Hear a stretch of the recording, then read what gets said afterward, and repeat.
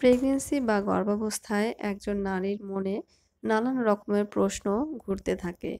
আর আমরা আজকে আমাদের এই পর্বটি সাজিয়েছি প্রেগন্যান্সি বা গর্ভাবস্থায় নারীদের কমন কিছু প্রশ্ন এবং তার উত্তর নিয়ে। যে প্রশ্নগুলো প্রায় কম বেশি সবাই গর্ভাবস্থায় করে থাকেন। আর আজ আমরা এ বিষয়ে আলোচনা করব। সাধারণত এ প্রশ্নটি অনেকেই করে থাকেন যে পিরিয়ড না হলে বা মাসিক যদি মিস হয় তাহলে প্রেগন্যান্সি টেস্ট কখন করব? আর এখানে অবশ্যই বুঝতে হবে পিরিয়ড মিস হওয়াটা কি। ধরুন কারো যদি নিয়মিত প্রতি মাসেই পিরিয়ড হয় কিন্তু কোনো কারণবশত যদি কোনো মাসে পিরিয়ড বন্ধ থাকে তাহলে তখন আমরা তাকে পিরিয়ড মিস হওয়া বলি। কোনো নারীর যদি পিরিয়ড ৫ তারিখে হয়ে থাকে এবং যদি পরবর্তী ৫ তারিখে যদি না হয় বা তারপরেও যদি ২ থেকে ৩ দিন চলে যায় তখন আমরা পিরিয়ড মিস হয়েছে বলে থাকি। আর পিরিয়ড মিস হওয়ার ৭ দিন পরে সাধারণত প্রেগন্যান্সি টেস্ট করা হয়ে থাকে। বাজারে বিভিন্ন রকমের প্রেগন্যান্সি কিট পাওয়া যায়। এই কিটগুলো দিয়ে প্রেগন্যান্সি টেস্ট করে দেখা যেতে পারে যে আপনি প্রেগন্যান্ট কিনা, অর্থাৎ প্রেগন্যান্সি টেস্ট পজিটিভ কিনা। তবে অনেকেই আছেন এই কিটগুলো দিয়ে কিভাবে প্রেগন্যান্সি টেস্ট করতে হয় তা জানেন না। তবে চিন্তার কোনো কারণ নেই। প্রেগন্যান্সি কিটগুলোর প্যাকেটের উপরে সুন্দর করে প্রেগন্যান্সি টেস্ট করার নিয়ম লেখা থাকে। সে অনুযায়ী টেস্ট করলে আশানুরূপ ফল পাওয়া যাবে। এবং এখানে লক্ষ্য রাখতে হবে যদি স্ট্রিপের গায়ে এক দাগ দেখা যেয়ে থাকে তাহলে বুঝতে হবে প্রেগন্যান্ট না, তার অন্য কোনো কারণে পিরিয়ড বা মাসিক বন্ধ হয়ে আছে। আর যদি ২ দাগ দেখা যায় তাহলে বুঝতে হবে প্রেগন্যান্সি টেস্ট পজিটিভ, অর্থাৎ আপনি গর্ভধারণ করেছেন। আর এই কিটগুলো দিয়ে প্রেগন্যান্সি টেস্ট করার পরেও যদি আপনার মনে কোনো ধরনের কনফিউশন কাজ করে থাকে তাহলে অবশ্যই কনফার্ম হওয়ার জন্য বিটা এইচসিজি টেস্ট করে দেখা যেতে পারে। এরপর যে প্রশ্নটি করে থাকেন আপনারা সেটি হচ্ছে প্রেগন্যান্সি টেস্ট কনফার্ম হওয়ার পরে প্রথম ডক্টর কখন দেখাতে হবে, অর্থাৎ গর্ভবতী হওয়ার পর প্রথম কখন ডক্টর দেখাতে হবে। সাধারণত এমনটা আগে হয়ে থাকতো যে গর্ভবতী হওয়ার পরেও ৪-৫ মাস পার হয়ে যেত কিন্তু ডক্টরের ভিজিট করতো না। কিন্তু এমনটা করা মোটেও ঠিক নয়। গর্ভাবস্থায় প্রথম ৩ মাস অত্যন্ত গুরুত্বপূর্ণ।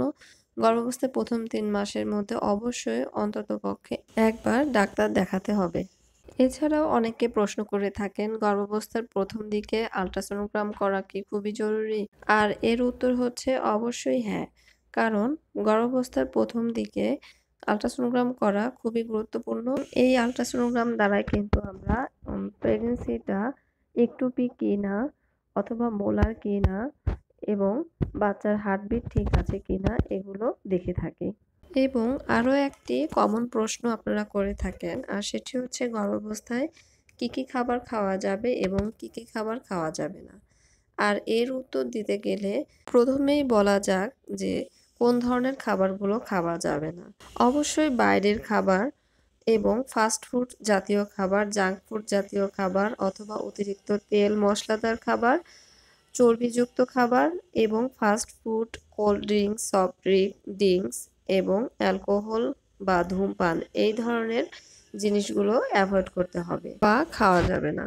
এছাড়াও অনেক মুরব্বিরা আছেন যারা বলে থাকেন যে পেঁপে এবং আনারস এই ফলগুলো না খাওয়ার জন্য।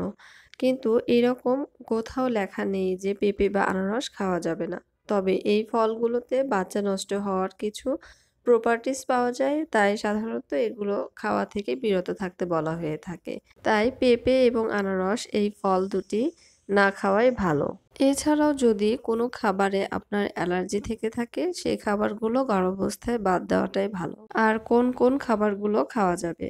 সাধারণত এই সমস্ত খাবারগুলো বাদে সব খাবারই খাওয়া যাবে গর্ভাবস্থায়। তবে যে খাবারটাই খাবেন না কেন সেটা হতে হবে পরিমিত পরিমাণের। কোনো খাবারই অতিরিক্ত পরিমাণের খাওয়া যাবে না বা কোনো খাবারই একেবারেই ছেড়ে দেওয়া ঠিক হবে না। খুবই কমন একটি প্রশ্ন করা হয়ে থাকে গর্ভাবস্থায় যে জার্নি করা যাবে কি? গর্ভাবস্থায় জার্নি সাধারণত এটি একেকজনের ক্ষেত্রে একেক রকমের নিষেধাজ্ঞা হয়ে থাকে। যেমন যদি কেউ হাই রিস্ক প্রেগন্যান্সিতে থাকেন তাহলে তার ক্ষেত্রে জার্নিটা একেবারেই এভয়েড করা উচিত। কিন্তু যদি কোনো ধরনের শারীরিক প্রবলেম না থেকে থাকে বা গর্ভাবস্থা যদি একেবারেই সেফ থাকে, তাহলে সেই ক্ষেত্রে কিন্তু আপনি জার্নি করতে পারবেন। তবে অতিরিক্ত ঝাঁকিপূর্ণ রাস্তা অথবা যেই যানবাহনগুলোতে চলাচল করলে একটু ঝাঁকি লাগার সম্ভাবনা বেশি থাকে, সেই ধরনের যানবাহনগুলো বা সেই রাস্তাগুলো এভয়েড করাটাই ভালো।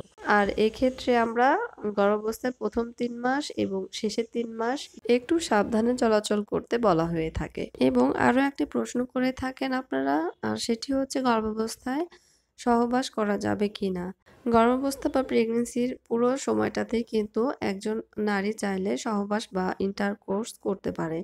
তবে এই ক্ষেত্রে তার ফিজিক্যাল কন্ডিশন দিকে বিশেষ লক্ষ্য রাখতে হবে। অর্থাৎ সে যদি ফিজিক্যালি স্টেবল হয়ে থাকে তাহলে সে চাইলে করতে পারবে। তবে কিছু ঝুঁকিপূর্ণ প্রেগন্যান্সিতে ডক্টর আগে থেকেই নিষেধ করে দিয়ে থাকেন এবং তাদের ক্ষেত্রে ১ম ৩ মাস এবং শেষের ৩ মাস স্বামী সহবাস থেকে বিরত থাকতে বলা হয়ে থাকে। এছাড়াও অনেক হাসব্যান্ডরাই প্রশ্ন করে থাকেন যে তার স্ত্রীর গর্ভবতী হওয়ার পর মেজাজ বা আচরণগত কিছু পরিবর্তন লক্ষ্য করা যাচ্ছে। আর এটা কি স্বাভাবিক কিনা?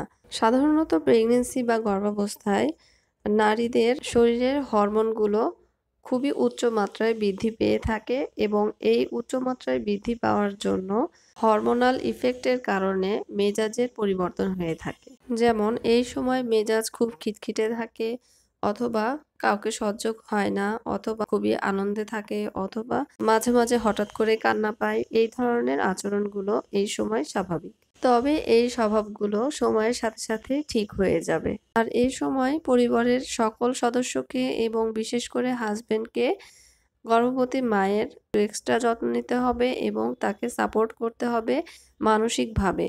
এতে করে গর্ভাবস্থা বা প্রেগন্যান্সি জার্নিটা হয়ে উঠবে আনন্দের। গর্ভাবস্থা কোনো রোগ নয়, এটি একটি শরীরের স্বাভাবিক প্রক্রিয়া আর এটিকে অবশ্যই সব নারীরই উচিত এনজয় করা।